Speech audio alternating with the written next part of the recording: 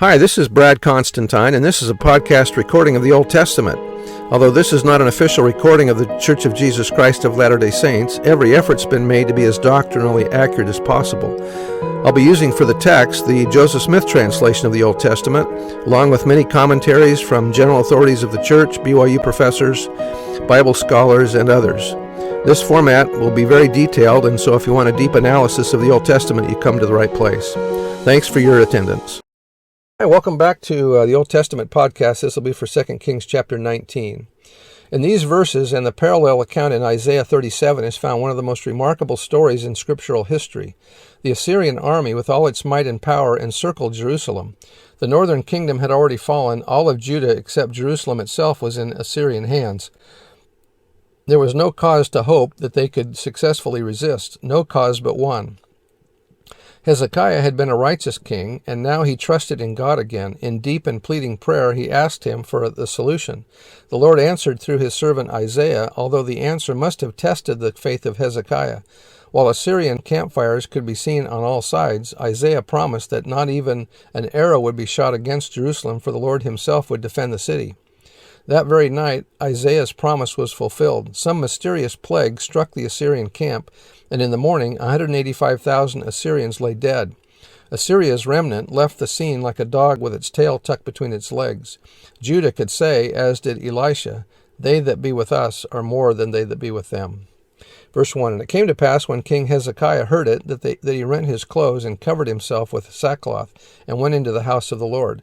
And he sent Eliakim, which was over the household, and Shebna the scribe, and the elders of the priests covered with sackcloth, to Isaiah the prophet, the son of Amoz. And they said unto him, Thus saith Hezekiah, This day is a day of trouble, and of rebuke, and blasphemy. For the children are come to the birth, and there is not strength to bring forth. A very dangerous situation, in other words. It may be the Lord thy God will hear all the words of Rabshakeh, whom the king of Assyria, his master, hath sent to reproach the living God, and will reprove the words which the Lord thy God hath heard. Wherefore lift up thy prayer for the remnant that are left. So the servants of King Hezekiah came to Isaiah, and Isaiah said unto them, Thus shall ye say to your master, Thus saith the Lord, Be not afraid of the words which thou hast heard, with which the servants of the king of Assyria have blasphemed me. Behold, I will send a blast upon him, and he shall hear a rumor, and shall return to his own land, and I will cause him to fall by the sword in his own land. So Rabshakeh returned, and found the king of Assyria warring against Libnah, and he had heard that he was departed from Lachish. And when he heard say of Tirhakah, king of Ethiopia, Behold, he has come out to fight against thee, he sent messengers again unto Hezekiah, saying, Thus shall ye speak to Hezekiah king of Judah, saying, Let not thy God in whom thou trustest deceive thee, saying, Jerusalem shall not be delivered into the hand of the king of Assyria. Behold, thou hast heard what the kings of Assyria have done to all lands, by destroying them utterly, and shalt thou be delivered. Have the gods of the nations delivered them, which my fathers have destroyed, as Gozan and Haran and Rezeph, and the children of Eden, which were in Thelasar, which is the king of Hamath, and the king of Arpad, and the king of the city of Sepharvaim, and Hena, and Ivah. And Hezekiah received the letter of the hand of the messengers, and read it. And Hezekiah went up into the house of the Lord, and spread it before the Lord. And Hezekiah prayed before the Lord, and said, O Lord God of Israel, which dwellest between the cherubims, thou art the God, even thou alone, or of all the kingdoms of the earth, thou hast made heaven and earth. Lord, bow down thine ear, and hear. Open, Lord, thine eyes, and see, and hear the words of Sennacherib, which hath sent him to reproach the living God. Of a truth, Lord, the kings of Assyria have destroyed the nations and their lands, and have cast their gods into the fire, for they were no gods, but the work of men's hands, wood and stone, therefore they have destroyed them. Now therefore, O Lord our God, I beseech thee, save thou us out of his hand, that all the kingdoms of the earth may know that thou art the Lord God, even thou only. Then Isaiah the son of Amoz sent to Hezekiah, saying, Thus saith the Lord God of Israel, That which thou hast prayed to me against Sennacherib, king of Assyria, I have heard. This is the word that the Lord hath spoken concerning him. The virgin, the daughter of Zion, hath despised thee, and laughed thee to scorn. The daughter of Jerusalem hath shaken her head at thee.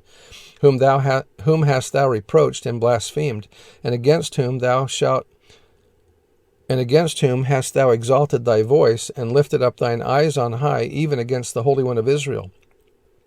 By thy messengers thou hast reproached the Lord, and hast said, with the multitude of my chariots, I am come up to the height of the mountains, to the sides of Lebanon, and will cut down the tall cedar trees thereof, and the choice fir trees thereof, and I will enter into the lodgings of his borders, and into the forest of his Carmel.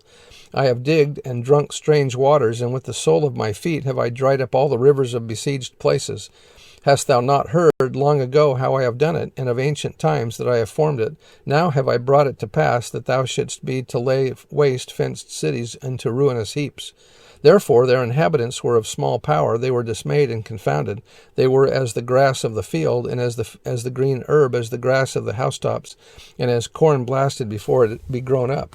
But I know thy abode, and thy going out, and thy coming in, and thy rage against me. Because thy rage against me and my tumult is come up into mine ears, therefore I will put my hook in thy nose, and my bridle in thy lips, and I will turn thee back by the way by which thou camest. And this shall be a sign unto thee: ye shall eat this year such things as grow of themselves, and in the second year that which springeth of the same, and in the third year sow ye, and reap, and plant vineyards, and eat the fruits thereof. And the remnant that is escaped of the house of Judah shall yet again take root downward, and bear fruit upward. For out of Jerusalem shall go forth a remnant, and they that escape out of Mount Zion, the zeal of the Lord of hosts shall do this. Therefore, thus saith the Lord concerning the king of Assyria: He shall not come into the city, nor shoot an arrow there, nor come before it with shield, nor cast a bank against it. By the way that he came, by the same shall he return, and shall not come into this city, saith the Lord. For I will defend this city, to save it for mine own sake, and for my servant David's sake. And it came to pass that night that the angel of the Lord went out and smote in the camp of the Assyrian 185,000. And when they arose early in the morning, behold, they who were left arose. So Sennacherib, king of Assyria, departed and went and returned and dwelt at Nineveh. And it came to pass, as he was worshipping in the house of Nisroch his god, that Adremelech and Sherezer his sons smote him with the sword, and they escaped into the land of Armenia. And Esarhaddon his son reigned in his stead. So that's the end of the chapter. Almost sounds like the killing of the chief judge among the Nephites, doesn't it? Anyway, we'll see you next time. Bye.